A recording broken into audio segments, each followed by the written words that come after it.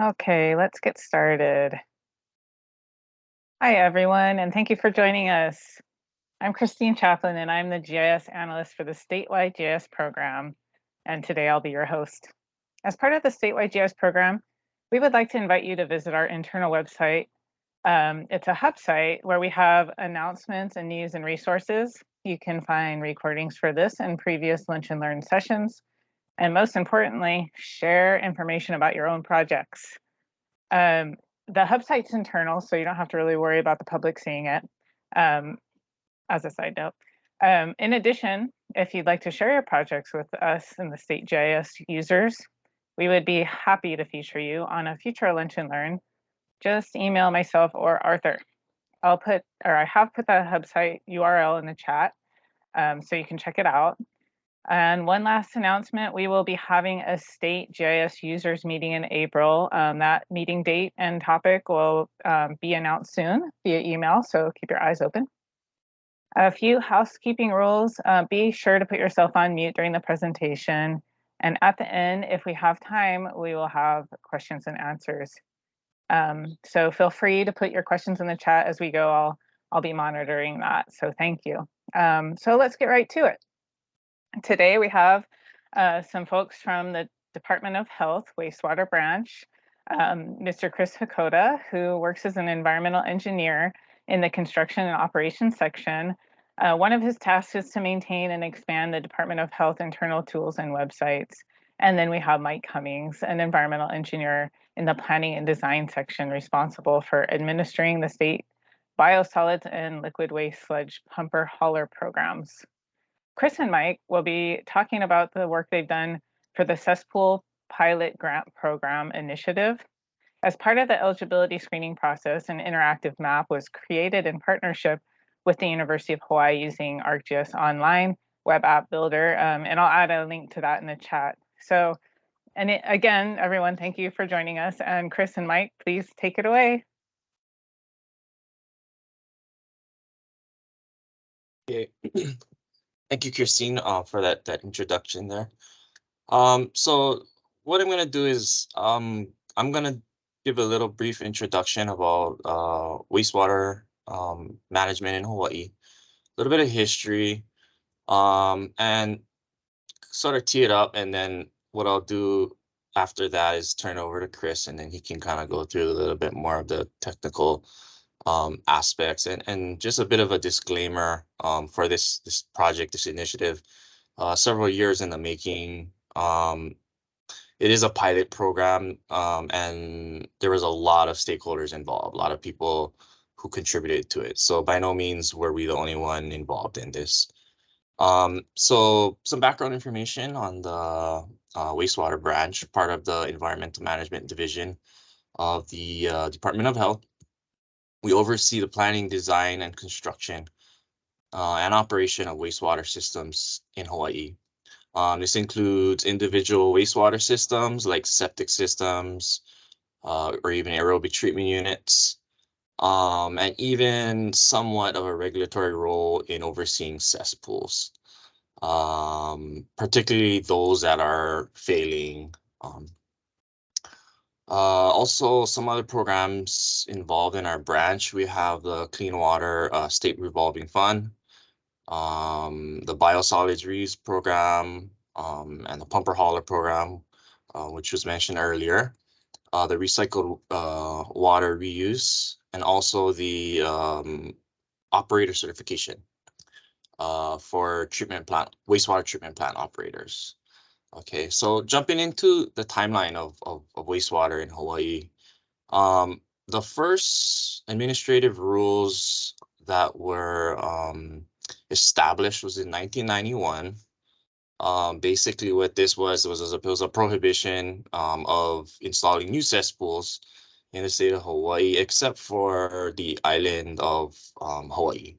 So Hawaii County had an exemption; they were still allowed to install new cesspools for new construction. In 2004, there was a revision to our rules. Oh, sorry, I forgot to mention the wastewater rules is HAR 1162.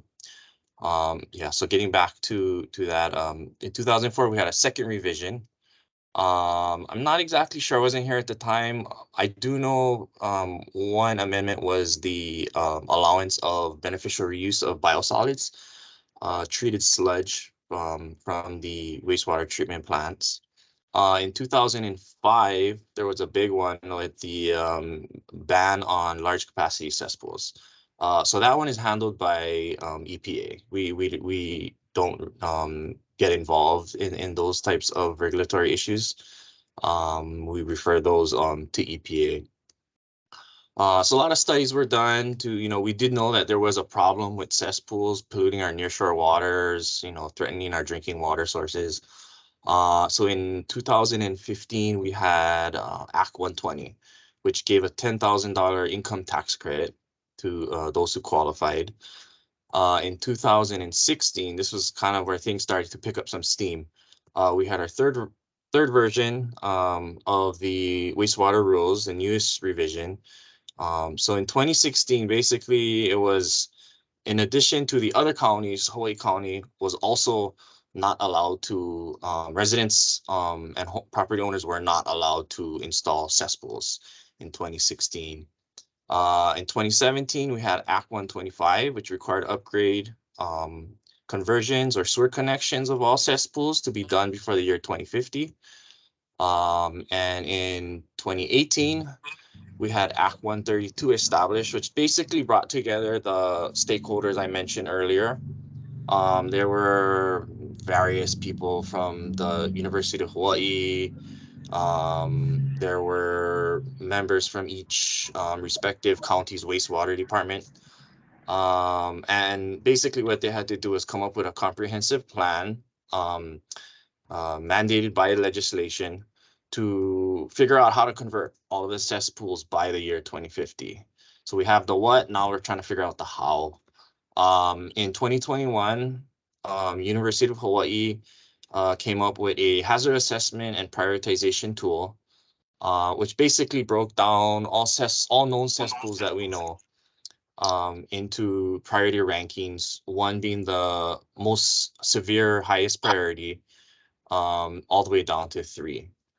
So in 2022, and this is our segue into Chris's part, is Act 153, which established a pilot cesspool grant program to allow for a maximum of $20,000 for low to moderate income households to assist with their cesspool upgrades. The basic gist of it, and Chris can get into the details, is it was income based. Number one, that was one requirement. You had to be less than 140% of the area median income.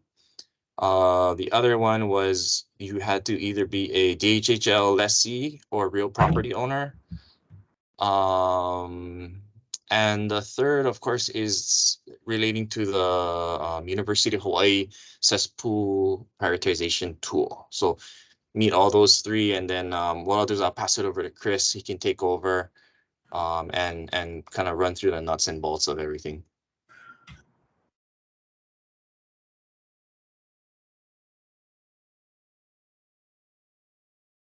Here, okay. So hi, my name is Christopher Okota. As I was introduced, I'm an engineer here. I kind of work on some of the internal stuff of our website. So I work on our intranet website, and then we recently adopted ArcGIS Online for some of our internal tools, our map tools, so when we look for certain things or plan trips, we'll use ArcGIS Online to help with that. If we want to look up a TMK or an address, we'll use ArcGIS Online. And we pull also data from the Hawaii statewide geodatabase, so that's been really useful for us. So that's some background about where we started from. And then, so this new pilot grant program, we kind of started preparing for it over the past 6 months or so to a year internally in terms of like process wise. It's like, as Mike said before, it's been in the works for years now, but in terms of the implementation and everything, that's been kind of in the past 6 months. We've been kind of looking at it and being like, okay, how do we do this, right? And so I guess the overarching kind of thesis for this presentation is kind of like what we struggled with the most was like, how do we use ArcGIS? Because we use it internally, like I said before, to great effect. But it was kind of like, okay, how do we use ArcGIS for this grant program in which we're dealing with public relations, and how do we make it available to the public as a resource that they can use effectively and easily, right? And so that was kind of a I'm sure there's a lot of people, this might be preaching to the choir a bit for the audience here. I'm sure many of you have gone through something similar.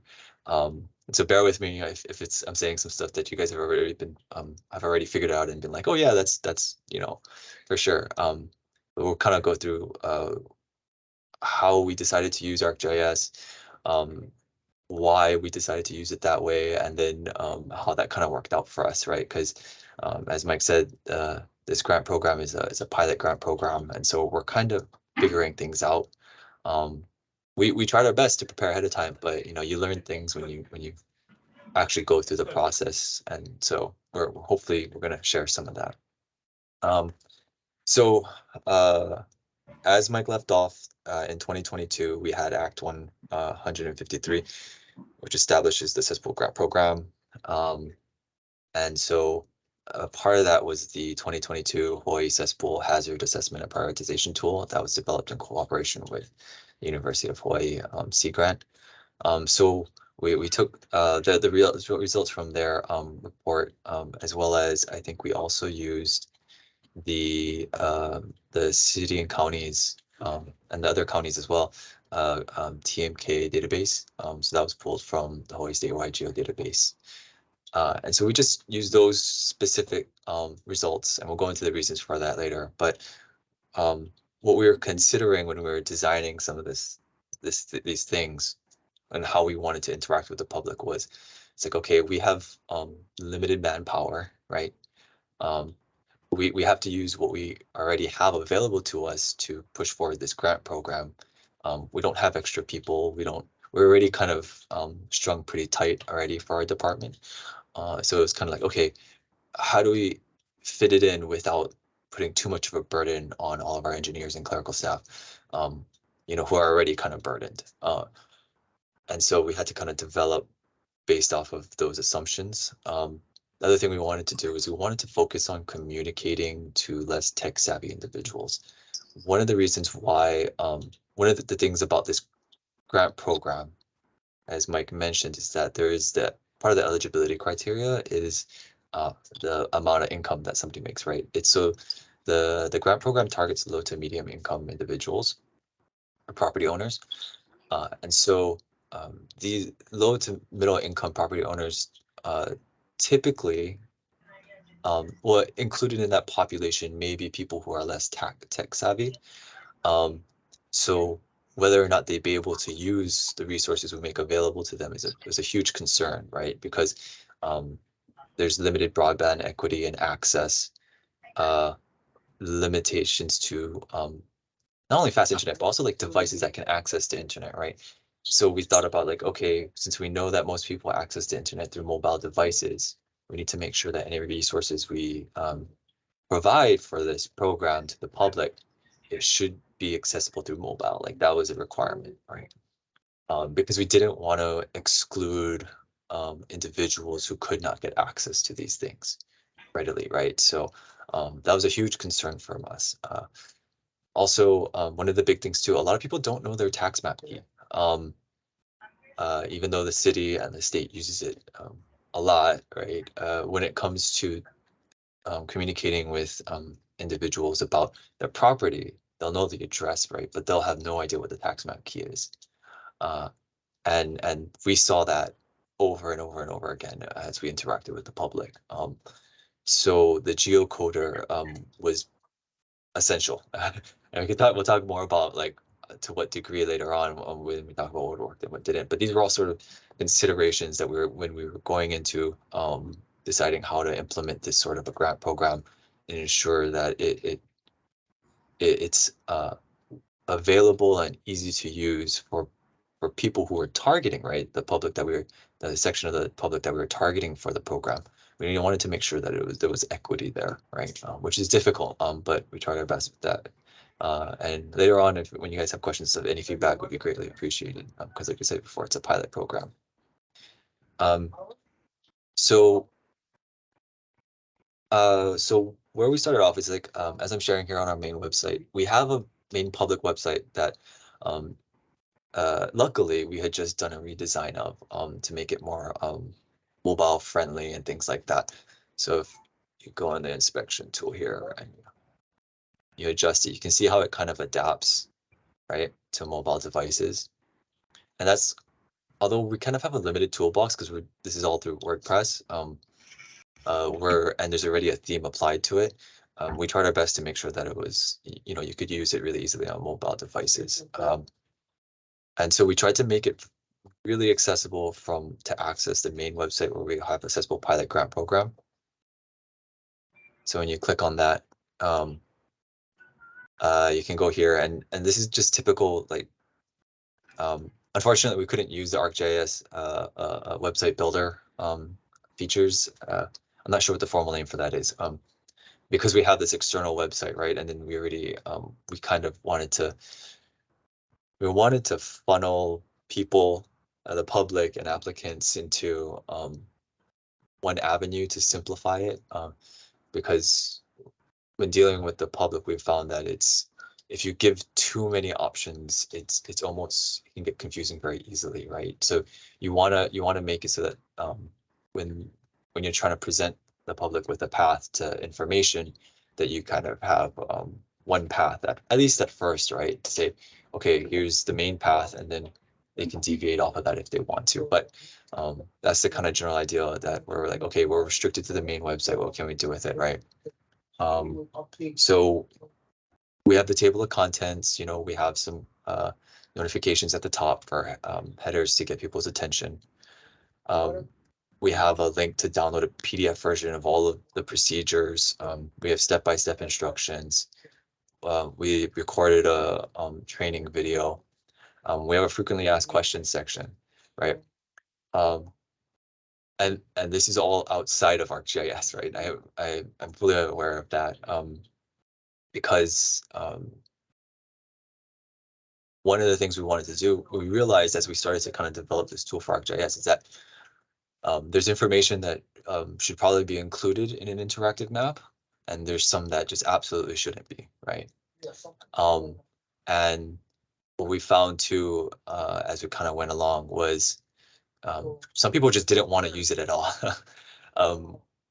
We trained our clerical staff and our engineers on interacting with the public for this grant program, how to use the map, and then how to help people use the map.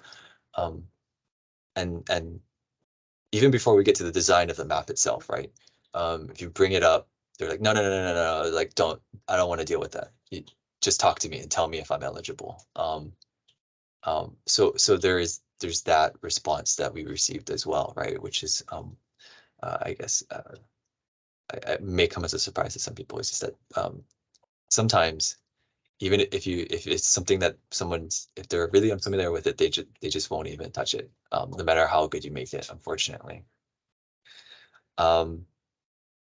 So that's the general layout of our website, right? Where we have the procedures, we have some information about the grant program, and the eligibility criteria, and then we have a download area for the application. We try to provide as much information in kind of an ordered way as possible to make it easier for people to access it. Now, the map, right? Now we're getting to the ArcGIS part. So we use ArcGIS Online. So the map, I know it was put in chat a while ago. Take a look at it. It's extremely simple, and that's by design, right? So when you open up the map, there's this splash screen, and it has these really big pictures that just pretty much say if your property is in the highlighted area, you're eligible. If it's outside of the highlighted area, you're not eligible, right? And we use the TMK. We use the geocoder too in the search bar to help people find it. We wanted to make it as simple as possible, right? That, like, okay, it's like check mark, this is good, red is bad. And even with even with this red shading, it still confused people. And the red shading was kind of important, like it was necessary because we needed contrast, right? For the satellite image base layer, we were having trouble finding a decent contrasting color for the entire island that would allow us, have a bit of transparency and still be visible. So that was one of the things where it's like, okay, we chose red, but we also understand that red means no for some people, or stop, right? And so it's like, okay, that's going to confuse people, and sure enough, it did. So there's like things like that where it's like, okay, you can try as hard as you can, but there's still going to be some confusion. And so when you get to the Cesspool pilot grant program map itself, it's just of the islands, and then you have these shaded regions. There's a simple search function here, which just searches TMK or address, and uses the ArcGIS geocoder, because I understand that the Hawaii statewide one was discontinued, I think last year or something like that. Additionally, it has a My Location button for if people are accessing this via their phone. That was one of the big things about this map, was just because mobile accessibility was such a big deal for us, to make sure that we kind of gave that option to the public. It was really great to have that available, so that we could, during training, we could tell people, oh yeah, if you just have your phone, you can open it up, and then you can click this button. And if you're standing in your house, it'll probably find your property pretty quickly, or at least be near your property pretty quickly, right? We also tried to implement a print feature if somebody wanted to keep a record of it. And then we have the zoom in, zoom out. And then we altered it so that we tried to tweak it so that it would load faster, so that, the TMKs won't load until you get really far in.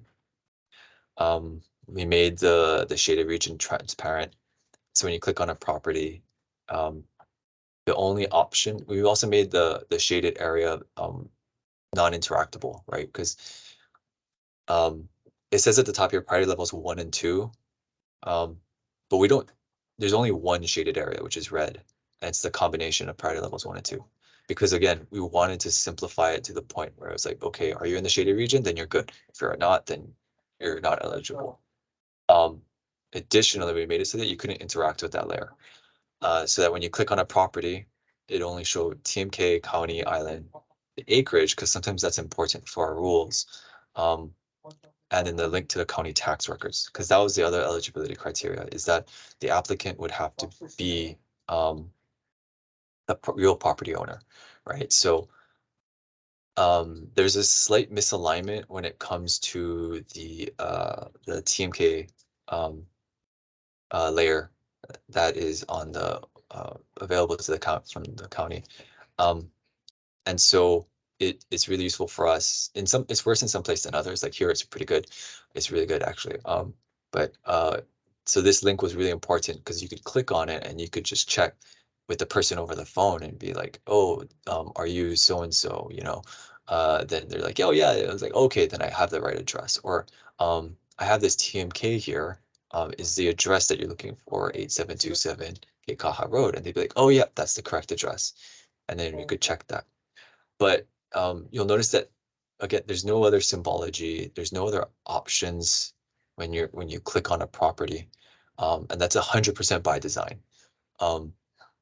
We removed as many features as we could from it, so that people wouldn't get confused by multiple symbols, and so that they could just, because we noticed too that sometimes these maps would be shared without context, right? So they wouldn't access it through our website.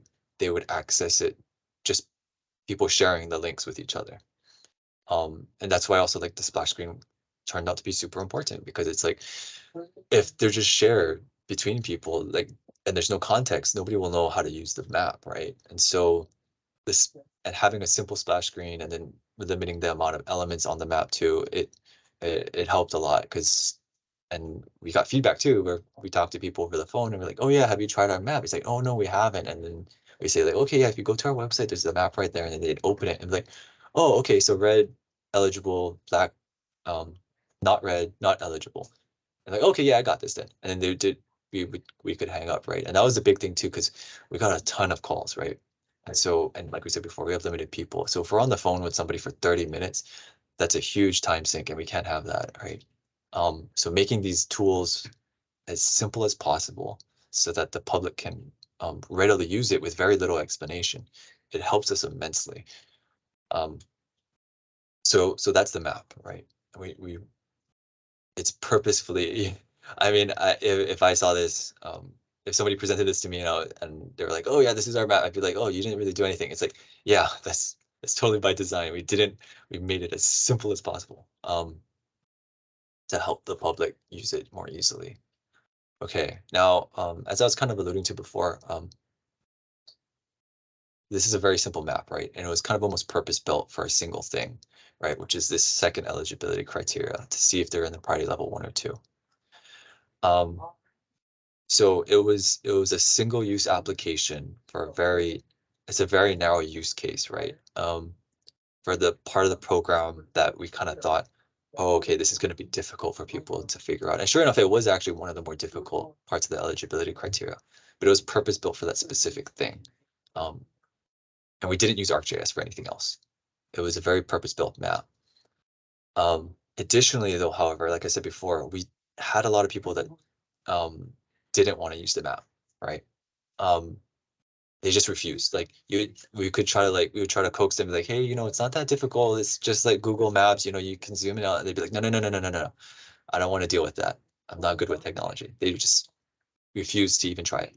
And so in those cases, the clerical or the engineering staff would actually use the interactive map to check for people, or when call volumes were high and stuff. We also had a list of TMKs available through PDF form, because at least with this, people could, we could use Control F and then we could start typing out a TMK. It was kind of like, and then it would start highlighting different TMK values, right?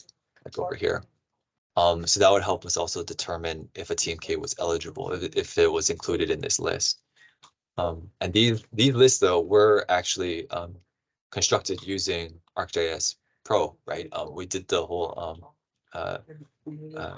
geospatial analysis, and then looked for that intersection and whatnot to kind of develop that list, and then we converted it into PDF format for the different counties, to kind of provide other people with another option, right? Besides using the interactive map.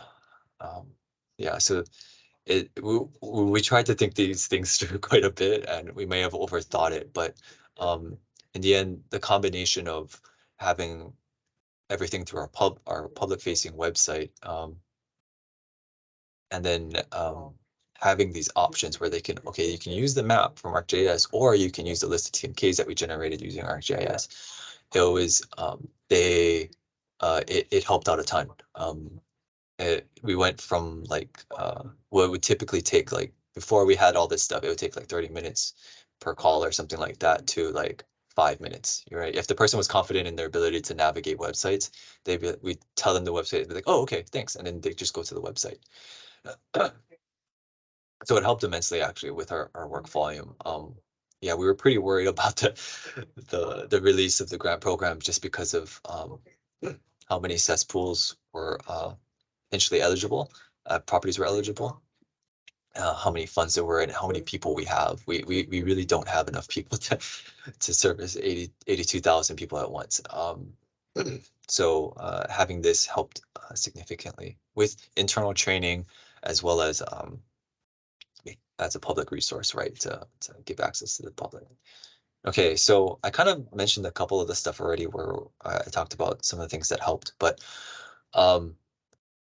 what we found that worked and what didn't. The map, one of the things that we found out from the map tool was that it was really great. Once we kind of described to some people it's just like Google Maps, they're like, okay, yeah, I got that then. And then they went off and used it, right? And it wasn't too bad. The other thing too about the map tool that I think was really great was that at least locally, a lot of people will try to describe a location through landmarks, right?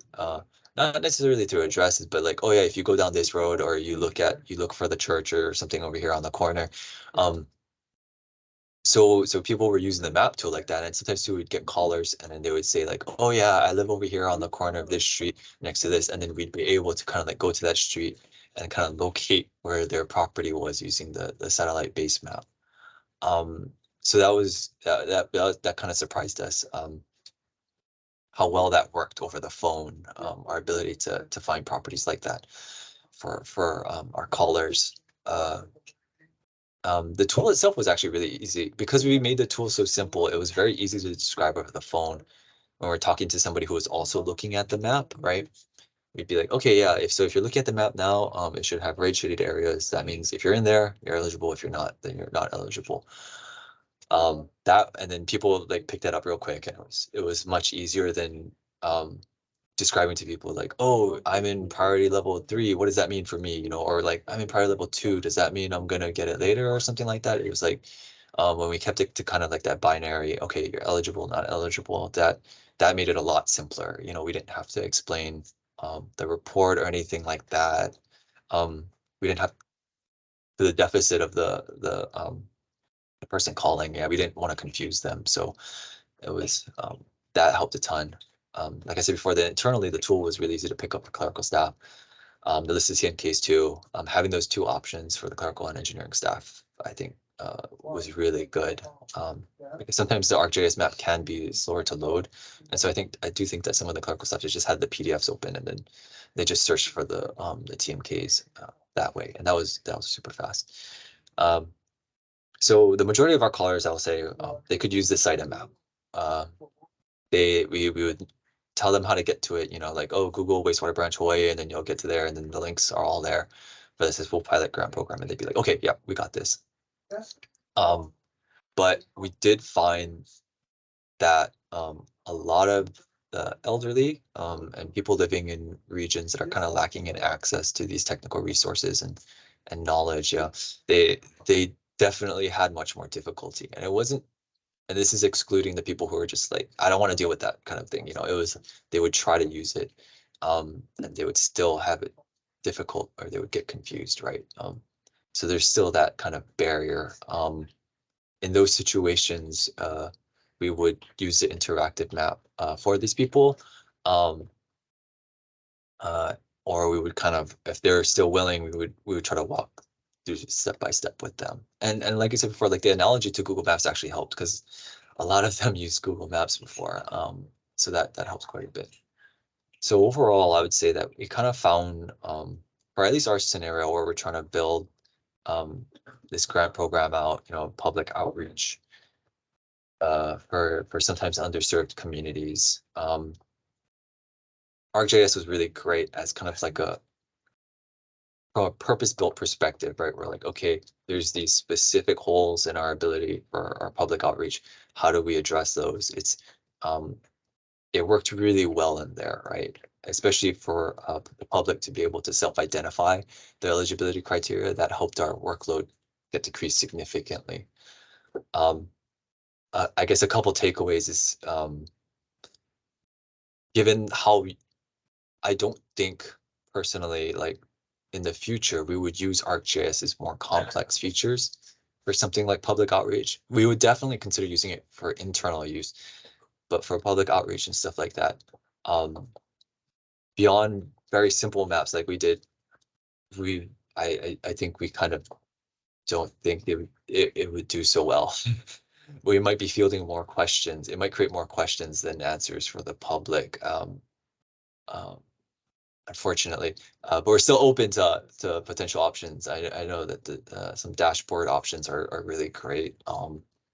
We've seen a couple of those, but so far we've kind of seen some success with these very simple purpose-built maps. Because yeah, some people just find it too intimidating. Some people still get confused if there's too many markers on the map. Yeah, they kind of get overloaded. The other thing we really wanted to emphasize was geocoding. Like I said before, most people don't know their TMK. So having good geocoding is super important. And what we've noticed that ever since the change to ArcGIS's online geocoder, we've had difficulty using it. We'll type in the number, right? And then it'll show like a street in New York or something like that. And that, if anybody has any suggestions on how to improve that, we'd be very interested in finding out how to improve that without using ArcGIS developer mode, because kind of have our hands full with some other stuff at the moment. But if there's kind of a more built-in way to kind of limit that geocoder search just to the state of Hawaii, that'd be fantastic, because we rely on that pretty heavily. And right now it can be kind of tricky to use, right? And a bit on the slower side. The other thing too, we found, yeah, like we said before, splash screens we found to be super important.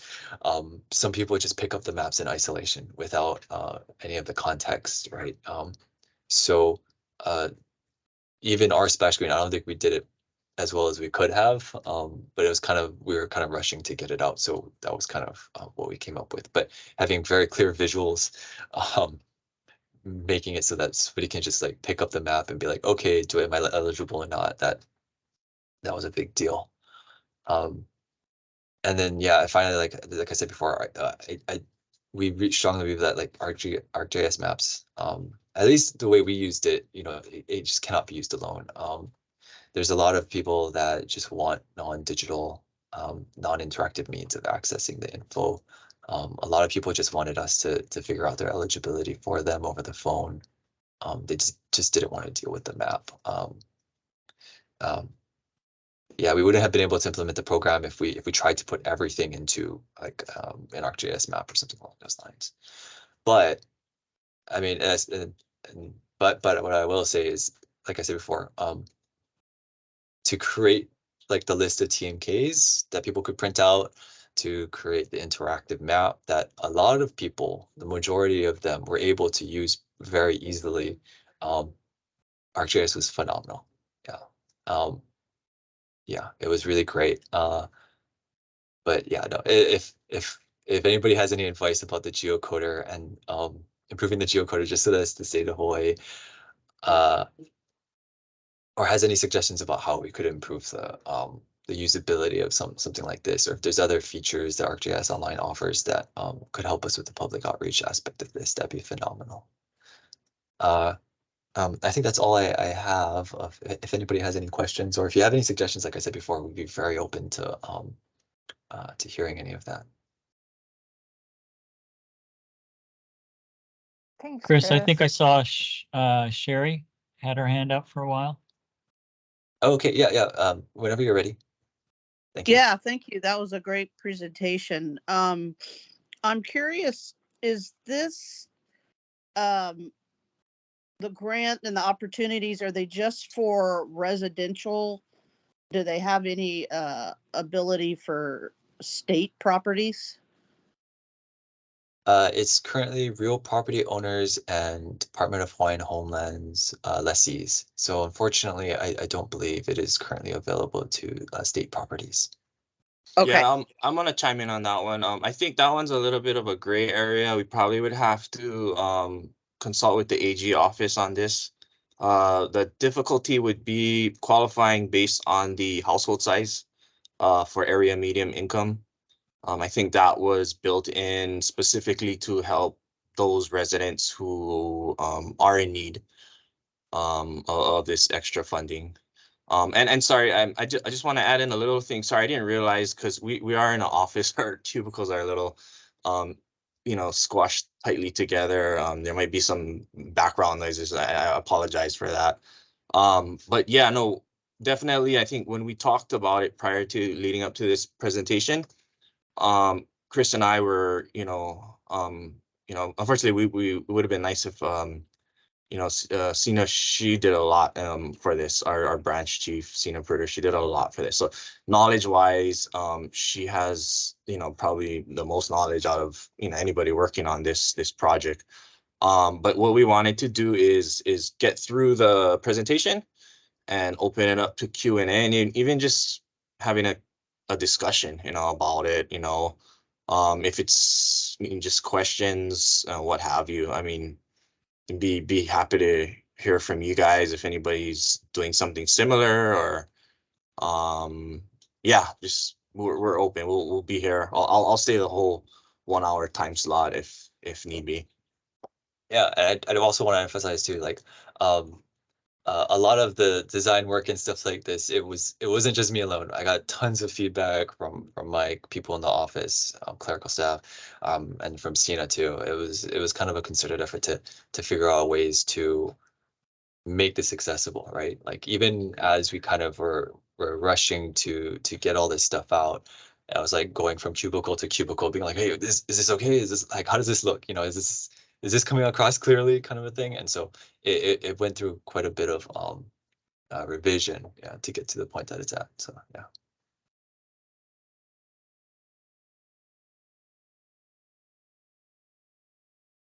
Hi, this is Iris. I got a question. I was wondering, how did you guys advertise this map? I mean, I think it's really cool and simple, but were you going as far as posting it on LinkedIn or something, or were you afraid that you're gonna get too many takers? Well, yeah, I mean, just it was pretty well known just from the chatter that, we little, side discussions from other people, even outside of, DOH, other people involved, that there's gonna be a high demand, for this. What we did notice, what really just, just really took things off, so the rollout date, I think, was March 15th, but on or around, I think it was like, correct me if I'm wrong, Chris, I think it was like March 3rd or 4th or something. The department did a press release, so it got out to the newspapers and what have you. Everybody knew about it. So even before we had the official rollout, there was just a lot of activity, a lot of interest. So, I mean, who wouldn't want free money, right? So, yeah. So luckily, I guess that was sort of a blessing and a curse, I guess you could say. So, the first couple of weeks, it was just nonstop. Our phones were ringing off the hook. I mean, there were people waiting outside our office before our office even opened up, on all islands, even on the neighbor islands too. So yeah, so we didn't really have to do much promotion of this. Yeah, actually, well, like Mike mentioned before too, there was a lot of stakeholders. So Sina actually planned everything, but we actually provided training for a lot of public, government, private companies, training for them. So like legislators or representatives, it was open to them too, or even private companies that had an investment sort of in this sort of a grant program, right? They would work on wastewater systems and things like that. They were kind of we made open available to them this training ahead of March 15th, actually. And so they kind of started sharing some of this information in the RMAP too before then. And then I think too, we actually posted, after some feedback from some of those trainings, we posted that training on our website, which I think increased it further, right? Because we actually put it up on our website a lot sooner. In fact, we even had a draft version of the website up. We didn't link it to our main website, but we just had it up because we were like, okay, how do we want it to look? And that got picked up by the SEO search on Google. So we're like, oh no, take it down, take it down. There was a whole thing where we were trying to figure that out. But yeah, like Mike said, we didn't have trouble with people applying and getting into contact with us. That's why even having something like the interactive map where somebody could check their own eligibility themselves, it helped us a ton. Like there's no words to say how much that helped us reduce our workload on the days approaching March 15th and the weeks after that.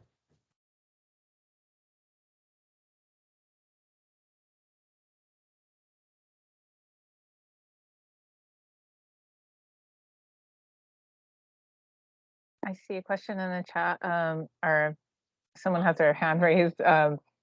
Ferris, would you like to? Oh, thanks. This is a great presentation. I was pretty impressed by the ArcGIS web native app. it's much faster than expected, in the past with all the Java embeds and whatnot. I was wondering, so you mentioned, you kind of wish there was a simpler way into having the full-featured ArcGIS app in a more like simplified way that's more friendly to end users. And I was wondering, how, actually, this is maybe a separate question that's related. How simple is the process to take a whole bunch of TMKs and polygons and import that as a layer in the map? Like how user-friendly is that process? So the importing of the data and everything was incredibly simple. The Hawaii statewide geodatabase makes it very easy to create the ArcGIS online maps and everything that we did. The more difficult part was like was closer to, okay, how do we I would say the ArcGIS online tools that we have available to us, they made it very easy to do a lot of different things, right? And so when we were sitting down and trying to figure out like, okay, how do we design this map? It was more like what is it? It was more like, okay, what do we leave out, right? Like how much of this can we tear away to make it easier for people to go through the map and everything like that. Because like you said, which you alluded to before, like sometimes when you have these large data sets in these maps, right, it can lead to slower load times, right? And we have that with our internal maps too, where it'll load slow, right? Once it's loaded, it's fine, but it's like the initial load can be sometimes on the slower side. And so we were thinking about people who don't have as good internet access as some other people, or who may only have internet access to like a really cheap mobile phone plan, data plan. And so we're like, okay, if we want to reach all these people, we just have to like remove as much as we can. And then still maintaining that usability, right? Yeah, that was a big deal. Honestly, from a public outreach perspective, right? Because a lot of our grant programs will probably target these low to middle income people. Like if I had to request a feature, right? It's like, okay, can we get better geodatabase stuff? And then also if there's an option, because we're not aware of like all the options that ArcGIS has to offer. If there was an option to have a light version of the web tool that perhaps is loads more efficiently in some ways or something like that. Because I know some other applications have that. But that would be kind of the wish list, I think. But I see. So the Yeah. second part, I guess the first part of my question, so if there's a simple way to sort of itemize all the TMKs and such and get all, the shape of these TMKs, is it fairly, so I'm trying to envision like if we could generalize this. Let's say there's another department, let's say DLNR wanted to create, maps of all the state parks and their dimensions. Could we simply have a base layer of just a general topology terrain and then have all the polygons of all the state parks, for example, just making this up as I go. And then it's just a list, right? They could query a list and say, hey, what park is this? Click around, what park is this? What park is that? Yes. And then that could be the canonical source because they all come from the Hawaii State GIS database, right? Yes. And we try to do that internally too, where yeah, we try to create these maps, and then like you said, right, we'll have base layers and things along those lines, and we try to make them purpose built for how we use it. But we always go back to the Hawaii statewide geodatabase because we treat that as kind of like the origin of the data, and we don't, and that because we know that will get updated, right? And it's kind of like a statewide API almost for the different branches and departments and county offices, and so we're like, okay, we're going to pull from there as much as we can and not try to edit it, right? And so that we can have sort of that like you're talking about, like create these overlays and things like that would is easy for people to navigate. Yeah, I don't know if that answered your question. I'm sorry if it didn't. Yeah. Oh no, it does. I have a Okay. better idea of what the platform can do. That's a great question, Bradford. Does anyone else have any questions?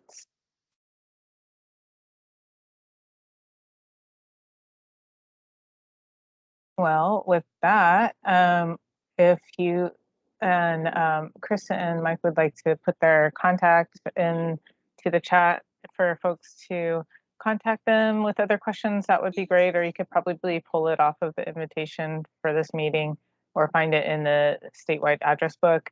I think this project is incredibly well thought out. And just a comment on my side is to keep it as simple as possible for the public is totally key. I think that a lot of people lose sight of that. But the simpler you can make it, the better. And pulling the rest services from, I mean, not to be biased at all, but pulling our services is great because you don't have to worry about updating your data. So great job. And thank you so much for coming and sharing your project with us in the program. Let's see. I see that my little chat light just went out. Okay.